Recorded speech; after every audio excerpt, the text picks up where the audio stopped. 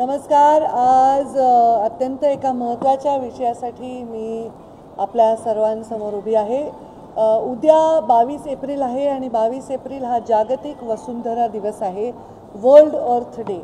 पर्यावरण आणि वातावरणीय बदल हे अत्यंत महत्त्वाचं असं खातं आहे। या पृथ्वीच्या पर्यावरणासाठी जगभरातून होणाऱ्या प्रयत्नांमध्ये छोटंसं योगदान देणारा गेल्या काही दिवसांमध्ये एका संकल्पनेवर आम्ही डिपार्टमेंट म्हणून काम करत होतो आणि आम्ही एक संकल्पना तयार केली आहे की ती म्हणजे 22 एप्रिल जागतिक वसुंधरा दिवसापासून ते 1 मे महाराष्ट्र दिनापर्यंत हे असे 9 दिवस आहेत। जसं नवरात्रीमध्ये 9 दिवस आपण देवीच्या विविध रूपांची पूजा करत असतो, तसं हे 9 दिवस हे संपूर्णपणे जी जगाची जन्मदात्री सृष्टी आहे त्या सृष्टीला वाचवण्यासाठी, वसुंधरेला वाचवण्यासाठी आपलं योगदान देण्यासाठी आपल्याला द्यायचे आहे।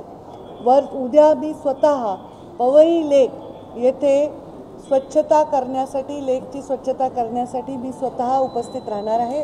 22 एप्रिल, 23 एप्रिल, 24 एप्रिल या 3 दिवसांमध्ये आपल्या जिल्ह्यातील, आपल्या ग्रामपंचायतमधल्या, आपल्या नगरपंचायतमधल्या, आपल्या नगरपालिकेमधल्या वॉटर बॉडीज ज्या आहेत, मोठा तलाव असेल, एखादी नदी असेल, नाला असेल, याचा स्वच्छता करण्यासाठी तिथले लोकप्रतिनिधी, तिथले अधिकारी, तिथले पदाधिकारी, अगदी पालकमंत्री, खासदार, आमदार या सगळ्यांनी सहभाग आपापल्या पद्धतीने नोंदवावा आणि हे 3 दिवस आपापल्या भागातले वॉटर बॉडीज स्वच्छ करण्यासाठी द्यावे।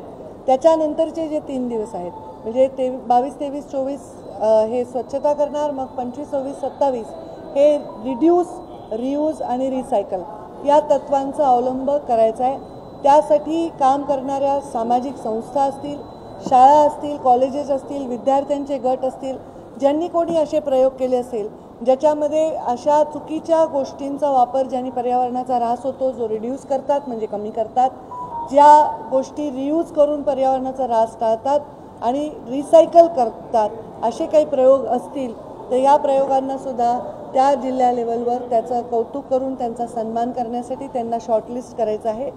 आणि सगळ्यात महत्त्वाचं म्हणजे स्लोगन्स बनवायचे आहे। आमचं स्लोगन आहे पर्यावरण बचाओ, वसुंधरा सजाओ।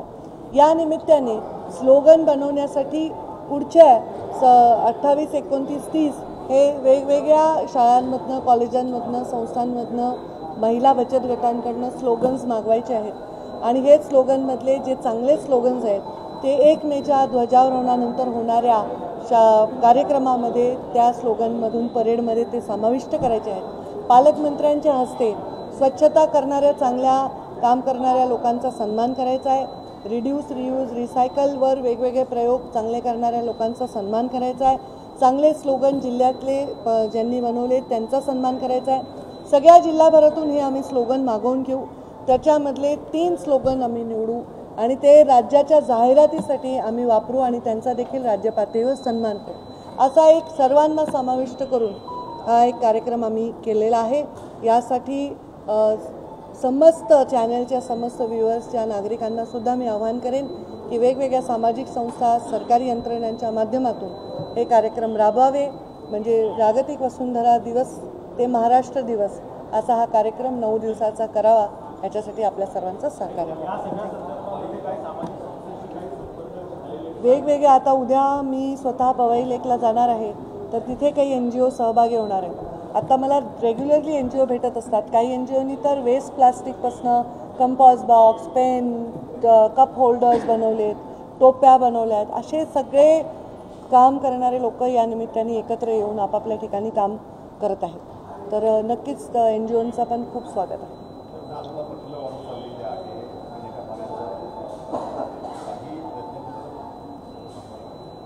आता हे थांबवता कसं येईल, याला आपल्याला कमी करण्यासाठी प्रयत्न करावा लागेल, कारण आपण वर्षानुवर्ष वृक्षतोड झालेली आहे, पर्यावरणाला गृहीत धरलेलं आहे आणि त्यामुळे नक्कीच हे प्रश्न निर्माण झालेले आहेत। हे ग्लोबल वॉर्मिंग आहे आणि हे जग ह्याच्यामधून चाललेलं आहे, तर याच्यासाठी जगाने जागृत करून आता UN मध्ये वेगवेगळ्या इंटरनॅशनल डायसवर याच्यावर खूप अभ्यास होतो आहे। सायंटिफिक अप्रोच ठेवून पर्यावरणाला वाचवण्यासाठी प्रयत्न सगळ्यांनी केले पाहिजे।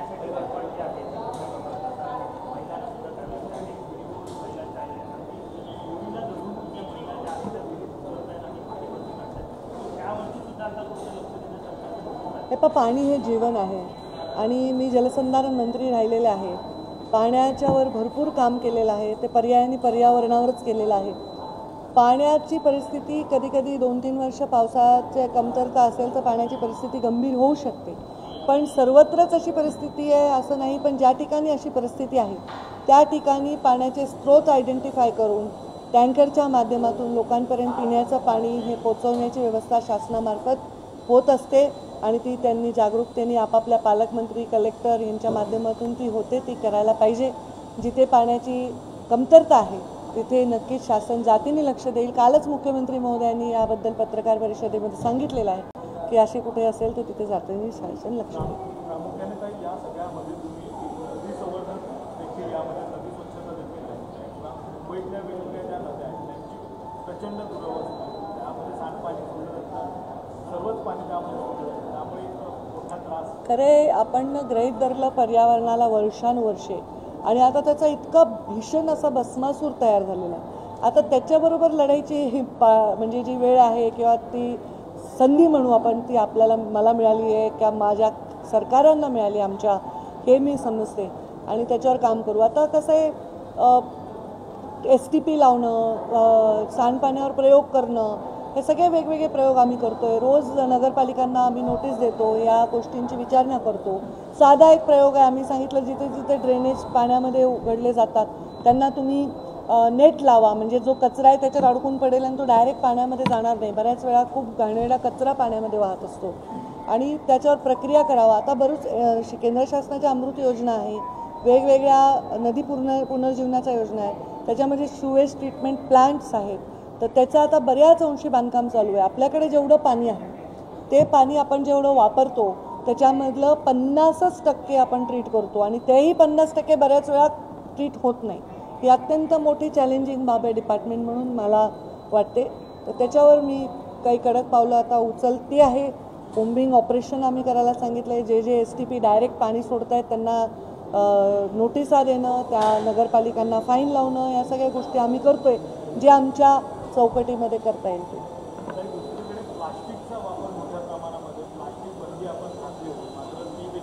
जे रिसायकल होतं ते प्लास्टिक वापरण्यास हरकत नाही, पण जे रिसायकल होत नाही ज्याचे दुष्परिणाम आहेत ते प्लास्टिक वापरायचा परिणाम गंभीर आहेत आणि त्याचा वापर कमीत होत शून्यापर्यंत होत जावा हा आमचा आग्रह आहे.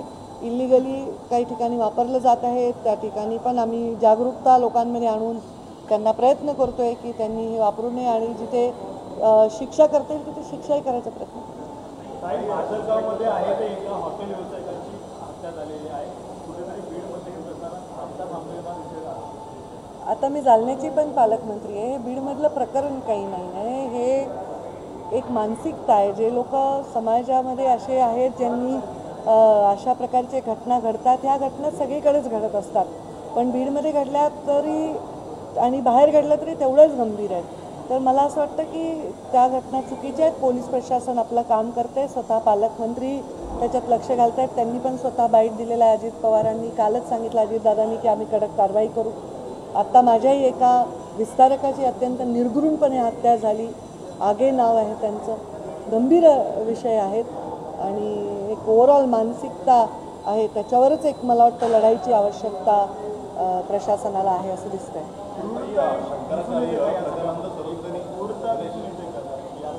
या सगळ्यामध्ये कारण की वारंवार अशा घटना बीडमध्ये होतात. कारण की एका महिलेला मारहाण झाली, त्याच्यानंतर परत तुम्ही सांगितलं आणखी त्यानंतर पण आता ही दुसरी लागते. नाही, आता मी सांगेल ना की जालन्यामध्ये मी पालकमंत्री अशा अनेक घटना घडतात सगळीकडे, त्याच्यावर कडक कारवाई पण होते. आता ही मानसिक विकृती आहे, एखाद्याने एखाद्याचा खून करणं त्याच्या मानसिक विकृतीतून, याच्यावर त्याला शिक्षा करणं हा पर्याय आहे असं आहे. आणि ह्या घटना सगळीकडे घडत आहेत. मी तुम्हाला रेकॉर्डवर दाखवू शकते की अशा आता त्या जालन्यामध्ये नाही का एका सळई घातली, एका मुलाला मारलं गरम सळईने.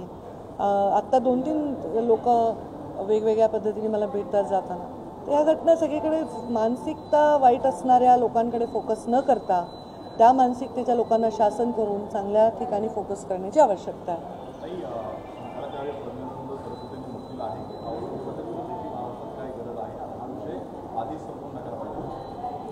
मी त्यांचं काही स्टेटमेंट ऐकलं नाही आणि मी अशा कुठल्याही गोष्टीवर भाष्य करणार नाही.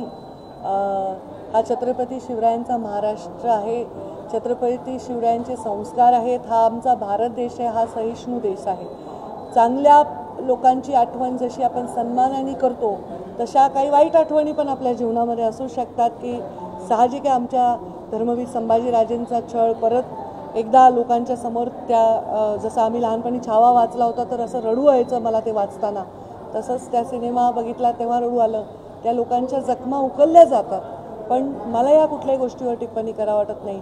सगळ्यात महत्त्वाचं आहे जगतायत ते शिवरायांचे संस्कार आहेत, धर्मवीर संभाजीराजेंचे, शाहू फुले आंबेडकरांचे संस्कार आहेत, त्याच्याकडे आपण जास्त फोकस केलं पाहिजे. थँक्यू. देश विदेशातील प्रत्येक घडामोडींचे लाईव्ह अपडेट मिळवण्यासाठी आता साम टीव्हीच्या सर्व सोशल मीडिया प्लॅटफॉर्मला लाईक, फॉलो आणि सबस्क्राईब करा. तसंच सर्व नोटिफिकेशनसाठी बेल आयकॉन प्रेस करायला विसरू नका.